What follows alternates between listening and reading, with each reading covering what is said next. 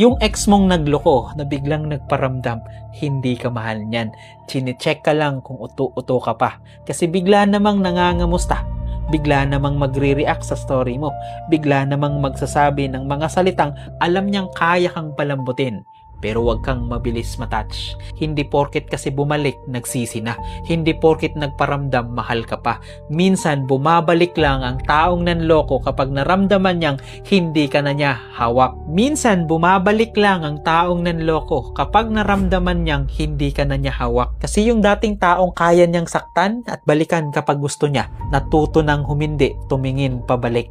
Kasi ang taong seryoso, hindi po paramdam. May accountability, may malinaw na sorry, may totoong pagbabago, may respeto sa sakit na siya mismo ang gumagawa. Pero kung ang dala lang niya ay lambing, kamusta, at konting memories, mag-ingat ka. Baka hindi pagmamahal yan. Baka sinusukat ka lang niya kung gaano kadali ka ulit mapasok sa buhay niya. At kung bumigay ka kaagad, alam na niya na gumagana pa rin ang dating laro niya. Kaya bago ka kiligin sa ex mong biglaang bumalik, alalahanin mo muna kung bakit ka nasira nung huli mo siyang pinaniwalaan.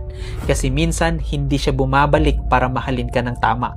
Bumabalik lang siya para patunayan na kaya ka pa rin niyang lokohin kapag gusto niya. Ulitin ko, hindi siya bumabalik dahil mahal ka niya. Minsan, hindi talaga siya bumabalik para mahalin ka ng tama. Bumabalik siya para patunayan na kaya ka pa rin niyang lokohin kapag gusto niya.